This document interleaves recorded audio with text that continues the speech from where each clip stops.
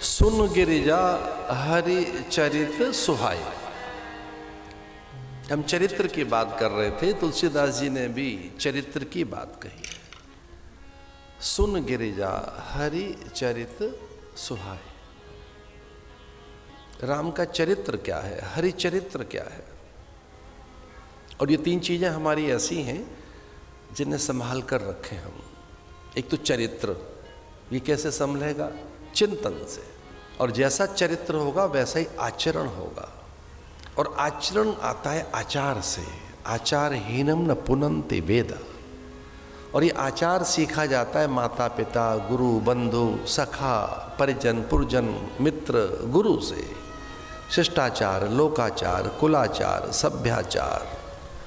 सबसे पहला है शौचाचार। राम जन्म के हेतु अनेका, भगवान के अवतरण के अनेक कारण हैं। इसलिए सावधान होकर, सहज होकर, शांत होकर सुनना। ये भगवान महादेव कहते हैं भवानी से। कथा में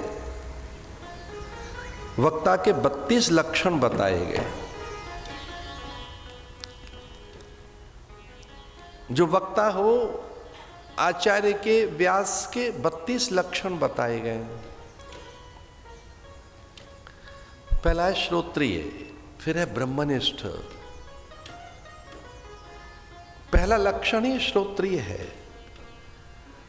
जिसे वेद नहीं आता, जो वैदिक नहीं है, श्रुति संपन्न नहीं है, जिसे उपनिषदों का बोध नहीं है, शास्त्रज्ञ नहीं है, धर्मज्ञ नहीं है, नीतिज्ञ नहीं है, सुचि नहीं है, शांत नहीं है, अवैर चित्त का स्वामी नहीं है, अलोभ चित्त का, अकामता, निष्कामता, निराभिमानता, विनम्रता, वो क्या कथा सुनाएंगे? ये सारे गुण भगवान में। महादेव कथा सुना रहे हैं। जिज्ञासा है पार्वती की, तो श्रोता में कौन सा एक गुण चाहिए? एक गुण बस। सावधान होकर श्रद्धा से सुने, श्रद्धा पूर्वक सुने, सावधान होकर। तो दो गुण मान लो, एक श्रद्धा और सावधानी। श्रद्धावान लभते ज्ञानम, ज्ञानम लब्धाम परम शांति। संशय ही हमारा नाश कर देते हैं। संशय आत्मा विनश्यति, और संशय छिन्न भिन्न होते हैं ज्ञान से। राम कथा सुंदर कर तारी, संशय विहग उड़ाव निहारी। राम कथा कली विटप कुठारी, राम कथा शशि किरण समाना। शशि किरण बताया है राम कथा को, सूर्य की किरण नहीं, शशि किरण, चंद्रमा की किरण के समान शीतल। इसे कुल्हाड़ी बताया, असंग शस्त्र बताया है, इसे दीप बताया गया है, औषधि बताया गया है इसे, राम कथा को। संशय निवारणी है ये राम कथा, संशय निवारणी, भवभंजिका है ये महौषधि है।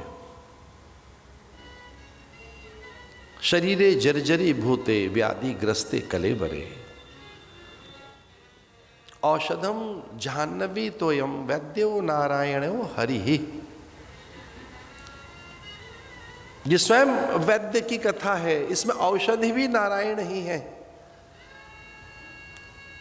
इसे सावधान होकर, अप्रमत्त होकर सुनना। अब कथा आरंभ हो रही है, तो हम आपसे भी निवेदन कर रहे थे कि एक बार वो सो गई थी, इसलिए महादेव ने कहा कि सो मत जाना, सावधान होकर बैठना। एक बार सो गई थी वो कथा, और हमारा नींद भी आए तो अच्छी बात है। इससे अच्छी जगह रिलैक्स होने की और मिलेगी कहाँ? क्या बात है। थोड़ी सी जगह तो रह गई है जहाँ चैन है, बाकी तो जगह बेचैनी तो रहती है। कुछ लोग तो प्रार्थना करते हैं कि चैन आए मेरे दिल को। दुआ कीजिए, प्रार्थना कर रहे हैं लोग विश्रांति के लिए, पायो परम विश्राम। इसे अतिशोक्ति मत लेना, कथा विश्रांति के लिए, पायो परम विश्राम, विश्रांति के लिए, रिलैक्स होने के लिए। जितनी समझ आए उतनी सही, रिलैक्स होके बैठिए, विश्रांति के साथ बैठिए, सहज होके बैठो, सावधान होकर बैठो।